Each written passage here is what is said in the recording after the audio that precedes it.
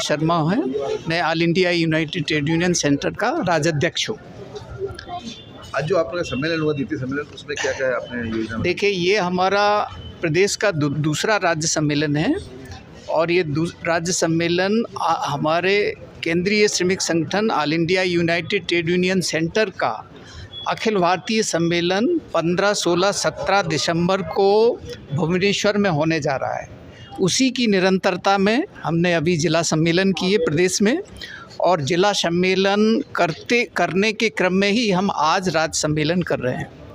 और इस राज्य सम्मेलन का ख़ास तौर पर प्रमुख बिंदु यही है कि जो आज़ादी के बाद जिस तरह से सार्वजनिक क्षेत्रों को निजी हाथों में सौंपा जा रहा है, चाहे वो रेल हो, बैंक हो, बीमा हो, यहाँ तक कि शिक्षा और स्वास्थ्य को, बिजली को, पानी को, परिवहन को, इन तमाम चीज़ों को आज जो निजी हाथों में सौंपा जा रहा है, क्योंकि जितना ही इनको निजी हाथों में सौंपा जाएगा उतना ही कर्मचारी, मजदूर, गरीब, मेहनतकश जनता का शोषण, उत्पीड़न बढ़ेगा।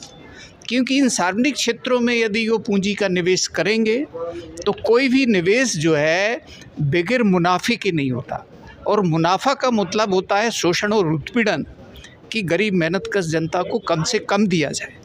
तो जैसे अभी मध्य प्रदेश की सरकार सरकारी स्कूल बंद करेगी तो निजी स्कूलों में तो मज़दूरों के बच्चे नहीं पढ़ पाएंगे।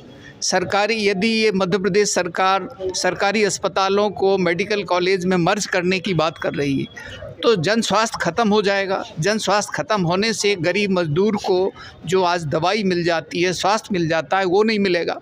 आज स्मार्ट मीटर लगाए जा रहे हैं, यदि स्मार्ट मीटर में ये प्रीपेड चिप लगा देंगे तो प्रीपेड जो है पहले से हमारे कितने मजदूर भाई बिजली खरीद पाएंगे और घर में रोशनी कर पाएंगे। तो ये बहुत दुखद बात है, और हमारा ये all India united trade union centre इन जनतांत्रिक मुद्दों को लेके और जनहित के मुद्दों को लेके ये लड़ाई लड़ रहा है। और ख़ास तौर पर जो काले कानून केंद्र सरकार ने बनाए, जो 29 काले श्रम कानून थे, उनको ख़त्म करके 4 श्रम संहिताएँ बनाई गई। तो इन कानूनों में अब कोई भी मजदूर संगठन नहीं बना पाएगा, हड़ताल नहीं कर पाएगा, अपने जनतांत्रिक अधिकार की लड़ाई नहीं लड़ पाएगा। तो हमारा ये श्रमिक संगठन इस तरह की इस तादाद ये राज्य सरकार को और इसके साथ साथ केंद्र सरकार को भी ये संदेश देना चाहती है कि एक जनतांत्रिक देश में जनहित को और जनहित से जुड़ी हुई जन समस्याओं को एक प्रमुखता दी जाए, और अन्यथा हमारा all India united trade union centre ये शोषित उत्पीड़ित जनता को, मजदूर वर्ग को सचेत करेगा, जागरूक करेगा। और करना एक अलग चीज़ है, हाँ, लेकिन सिस्टम से लड़ना कहाँ तक कम? हाँ, क्योंकि हम देख रहे हैं कि ये सिस्टम जो भी नीतियां बना रहा है, यहाँ तक कि कोई भी जो कानून बना रहा है, वो सब कानून जो है कॉरपोरेट मल्टीनेशनल्स के पक्ष में बना रहा है, वो गरीब आम जनता के पक्ष में नहीं बना रहा है। जैसे कि किसानों ने जो आंदोलन किया, किसानों ने दिल्ली के बॉर्डर पर 1.5 साल 2 साल तक आंदोलन किया, जिसमें 700 से ऊपर किसानों ने अपने जीवन का बलिदान किया, लेकिन केंद्र सरकार को अंततः उन काले 3 कृषि कानूनों को वापस लेना पड़ा। तो आज जो 29 जो श्रम कानून जो जनतंत्र की रक्षा करते थे और मजदूरों के, गरीब जनता के जनतांत्रिक सोच को, जनहित को आगे बढ़ाते थे, उनको आज ख़त्म किया जा रहा है।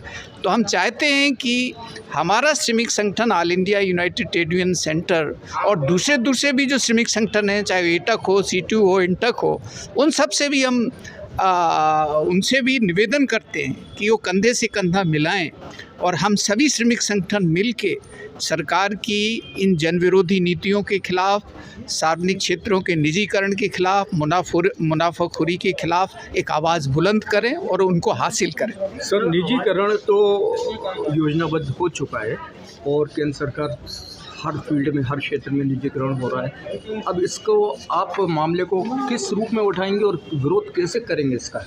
हम इसका विरोध करेंगे कि देखिए कि आज़ादी के बाद जिस तरह से जो जब सोवियत संघ था, दुनिया में समाजवादी खेमा था, उस सब से प्रभावित होकर जो रेल का, बिजली का और तमाम इन सब चीज़ों का राष्ट्रीयकरण किया गया था, जिसके चलते बहुत सारा रोज़गार, बहुत सारे कर्मचारियों को, मज़दूरों को तमाम रोज़गार मिला।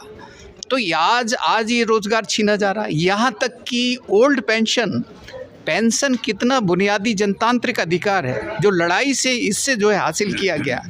आज ओल्ड पेंशन की जगह पर new pension scheme, unified pension scheme, इस तरह की पुरानी बोतल में नई शराब भर के गरीब मजदूर वर्ग और कर्मचारियों के सामने रखा जा रहा है। ये काफ़ी दुखद है, क्योंकि जो कर्मचारी 30 साल 35 साल तक काम करते हैं उनकी आज पेंशन छीनी जा रही है। जो सांसद विधायक एक जगह से, 2 जगह से, 3 जगह से भी चुन लिए जाते हैं, मंत्री बनते हैं, वो 3-3 पेंशन लेते हैं। तो ये बड़ी दुखद बात है कि वो आज मंत्री लोग पेंशन ले रहे हैं, लेकिन आप कर्मचारियों की और इन सब की पेंशन को छीन रहे हैं। आप मज़दूरों को न्यूनतम समर्थन, उनके न्यूनतम समर्थन जो वेतन है उसका पुनरीक्षण 10 वर्ष बाद कर रहे हैं। 10 वर्ष बाद करने के बावजूद भी जो 150-200-250 रुपये बढ़ा, उसमें भी कारपोरेट के लोग उच्च न्यायालय गए और वहाँ रिट दायर की और जिससे वो मामला लटक गया। तो 10 वर्ष बाद केंद्र सरकार न्यूनतम वेतन 20,000 दे रही है, जबकि मध्य प्रदेश सरकार 10,000 दे रही है। और पूरे ट्रेड यूनियंस ने इसकी मांग कम से कम 26,000 की। जिस तरह से महंगाई बढ़ रही है, रुपए का अवमूल्यन हो रहा है राष्ट्रीय स्तर पर, अंतर्राष्ट्रीय स्तर पर, तो इस मांग को लेके भी हम मजदूर वर्ग के पक्ष में खड़े हैं।